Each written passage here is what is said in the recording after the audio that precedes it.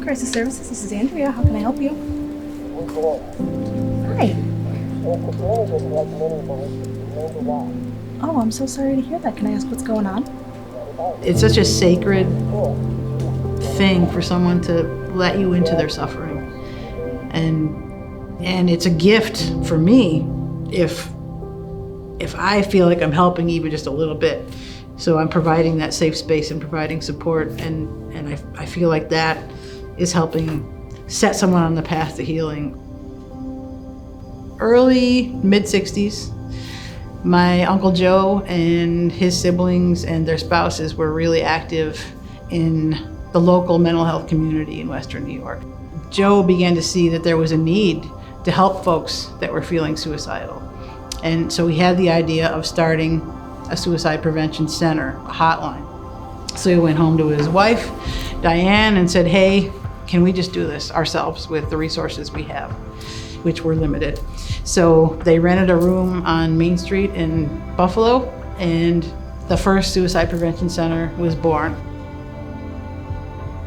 In 1977, it was pretty soon after New York State started to discharge individuals from state psychiatric centers into the community, and in many cases fending for themselves. So our job was to try to stabilize the situation and get those individuals linked back with the necessary supports through the mental health system.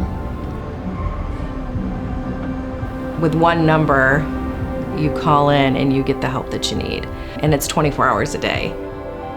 We're truly the safety net for this community, that with one phone call, you can get support, you can get guidance.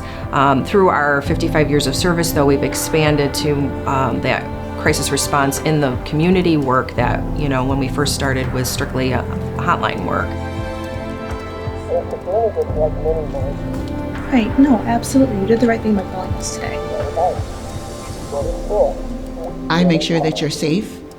I make sure that you are in a space mentally where you will be able to get off the line with me and kind of follow the plan of your day. Then I'm comfortable and confident that I've actually done everything I need to do on this call with you, and now I'm handing you off either to other experts or I'm giving it to you as now you're the expert and you're able to handle your life after we hang up the line. We have responded to the Tops shooting. We were right on site within hours of that happening.